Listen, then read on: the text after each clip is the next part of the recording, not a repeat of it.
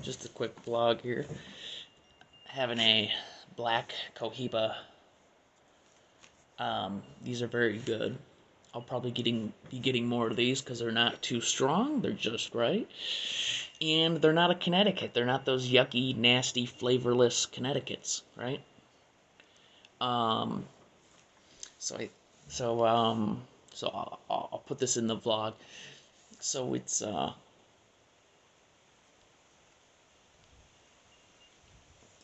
so British American Tobacco um, appointed a new chief financial officer, which is a CFO.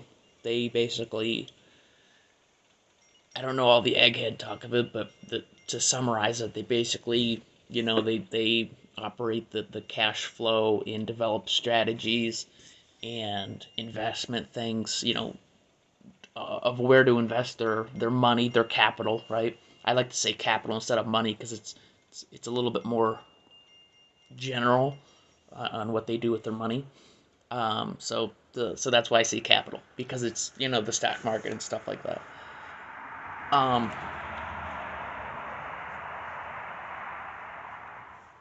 so I'm in my pajamas here because it's a little cold out, and I'm just about ready to go to bed because I'm an overnighter.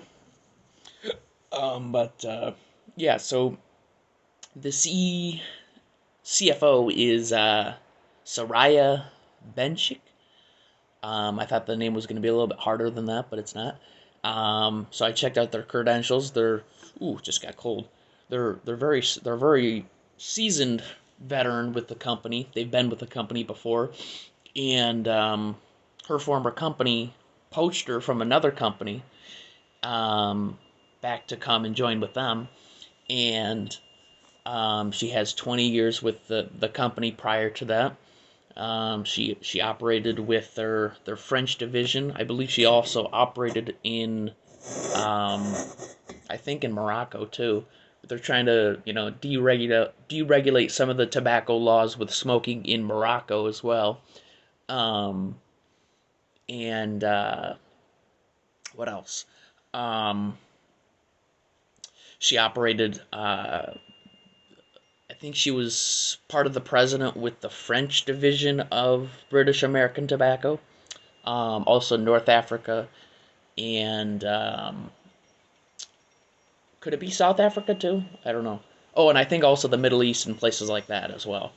Um, so so this person's got experience. I looked at it and I was like, I mean, it can't hurt it, right? I mean, it's a pretty good company. You have to drastically, you'd have to be a complete idiot to, you know, demolish that company. And this person seems to be really experienced. They got 20 years under their belt.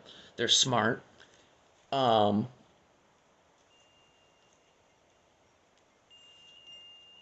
Now I don't know the ins and outs. Like, I'm not an egghead. I'm not a financial advisor, right? But some of their cash flow is a little bit less than some of the other tobacco conglomerates in the United States and abroad, right? There's Japanese tobacco. There's I think Imperial Brands, which is Imperial Brands tobacco. I don't know what brands those they do, but I believe the one I have actually, they own big brands like God, I can't think of a. Is it Camel? Maybe it's Camel. Camel's a big one in the United States. Um, I think they also own Newports, I think, as well, which is, you know, big amongst the black community. I don't know why. I don't know what the stereotype is with Newports and African Americans, but a lot of African Americans that smoke typically choose Newports. I don't know why. Maybe they're cheaper. I don't know. I think it's the menthol. I think that's what attracts them. It is the menthol. Is it's a better finish than a regular cigarette. But anyways, now they're trying to ban menthol, and it's a. Ooh, I'm a little cold right now. But yeah, it's I'm hoping that they can kind of deregulate some of it. Like, yeah, we know smoking's bad. We know, it can cause cancer, right? But I mean, you can't ban smoking. That's just stupid. That's like banning alcohol or banning weed. Like, that's highly unpopular. Um,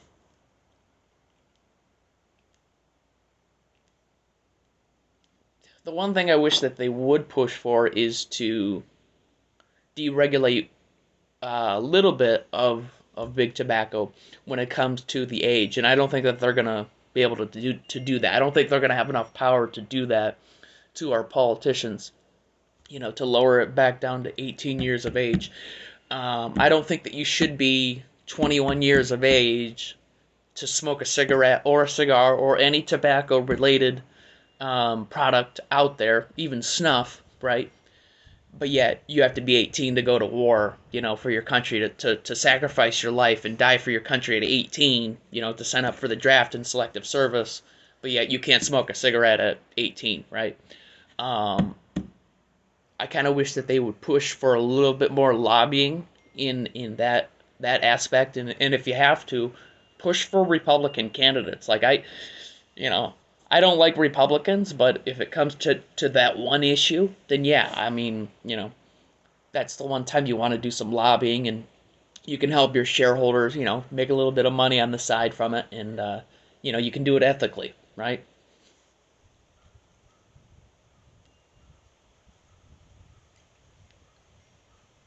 But you know, and I still think it's undervalued stock, right? So if you look at the 5 year chart, I look at the 5 year chart, and like their highest point, ooh, it's cold out here. Their 5 year highest point was about $47 a share. It's about $30.20 a share right now, right? And and then the dividend is like 9.5%, and it's climbing. A couple of my stocks, they actually increased their yearly dividend, which is a good sign. I think even Ford increased their dividend from like about 10.5% now up to like 12.99%. And that's after the strike of the United Auto Workers Union and Stellantis and GM and Ford. That's after they made their contract deals and stuff. So I don't know if that's completely up to date, but that's what it's looking like. It looked like they increased their dividend as well. So that would mean typically, I mean, I'm not an expert on financial stuff, but typically when they do that, that usually means that they can afford to give those dividend payouts every quarter.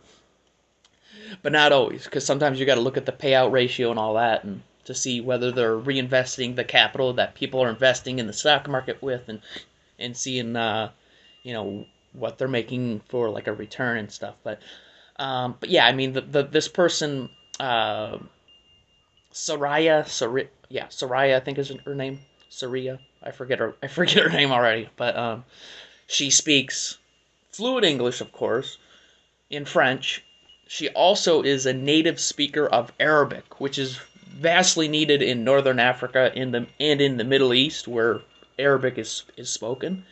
So, and like I said, this person has 20 years experience with this company before she went to another company, and now her original company, you know, recruited her back. So I think it can only do good. Um, and it's a smart woman. Like, you know, you want women in places of power. Well, in places of management. Well, she's in management and she knows, how to deal with stuff, and she seems to be pretty popular. As far as there doesn't seem to be a negative uh, association with her. So, I have faith in her. Smart person. I think she's originally from. She lives in like Cape Town, South Africa. But yeah, just I think they're smart people making those decisions, and I think it'll be good. It can only help the company. I don't think it can hurt it.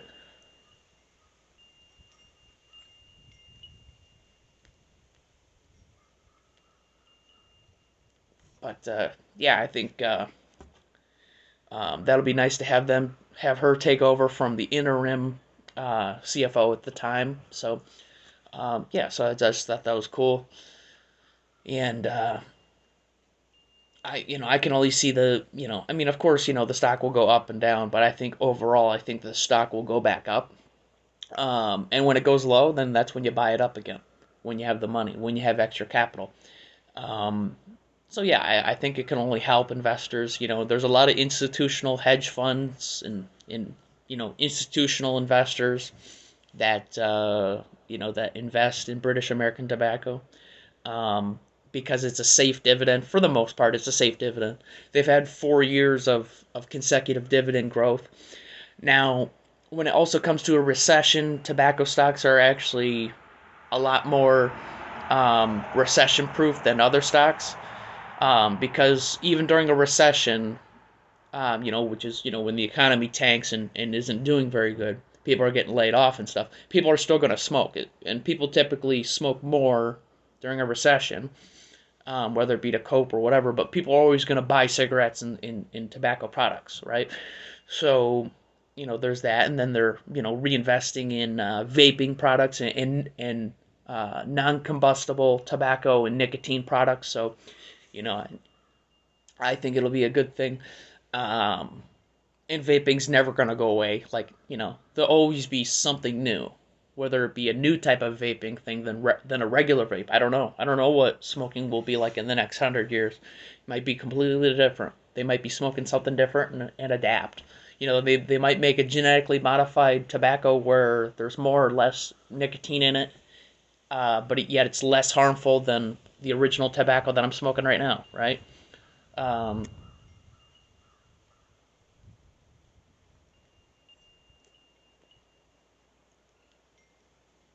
So, I have faith in her. Seems to be a smart chief financial officer for the position. And I think it's next May 1st of next year that person uh, gets appointed to that job. So, we'll see how it goes. Um, but yeah, I think the person will be good at the job, and um, I don't know all the ins and outs, but I have faith in the person. They have tons of experience, compared to the people that they had beforehand, which were just interim people. So we'll see. But yeah, peace.